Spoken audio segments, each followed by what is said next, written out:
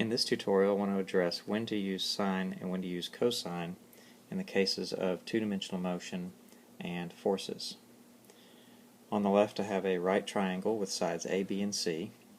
Beneath that, SOHCAHTOA.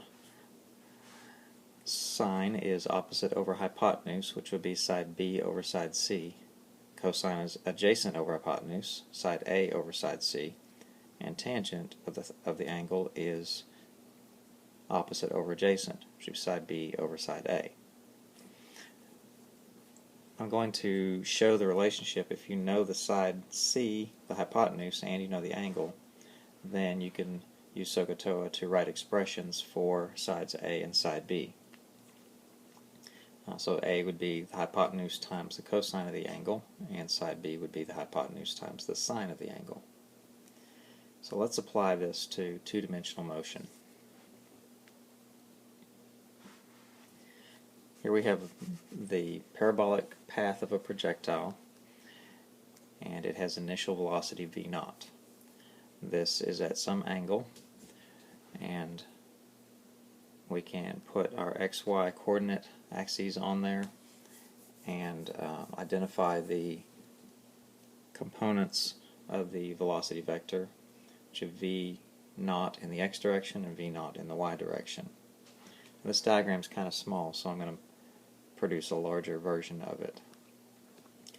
And in addition, I am arranging the vectors in a triangle so that I can easily make reference to the SOHCAHTOA triangle when I'm doing this work.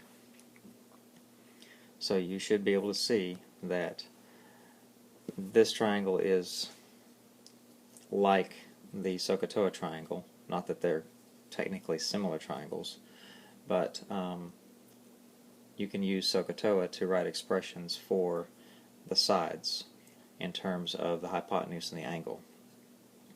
So using SOHCAHTOA, the x component v0x would be the hypotenuse times the cosine of the angle, which would be v0 cosine theta, and the y component of the velocity would be the hypotenuse times the sine of the angle, which would be v0 sine theta.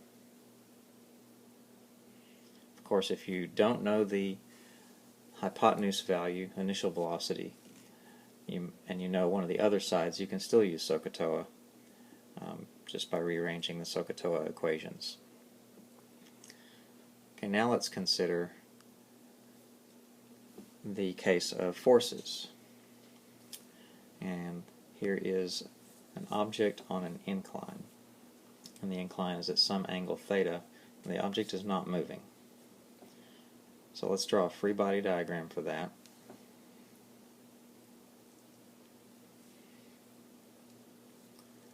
So here's the free body diagram identifying the three forces that are acting on this object. Now, anytime you have a force vector that is at an angle to the axes, you have to find its components. So I'll do that for the weight vector f sub g. Now notice the angle that I've marked in this diagram and compare it to the angle on the incline. In these kinds of situations, the angle, if it's that angle with the horizontal on the incline, that will always be the angle between the weight vector and the negative y-axis, as I've marked it in the free body diagram. So again, this is pretty small, so I'm going to produce a larger version so that we can look at it.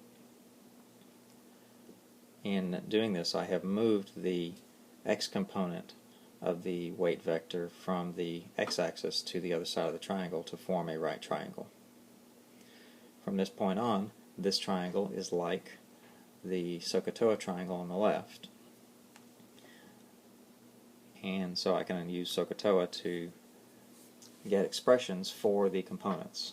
The x component would be the hypotenuse times the sine of the angle. Why is it sine? Because the x component is opposite, it's the side that is opposite the angle.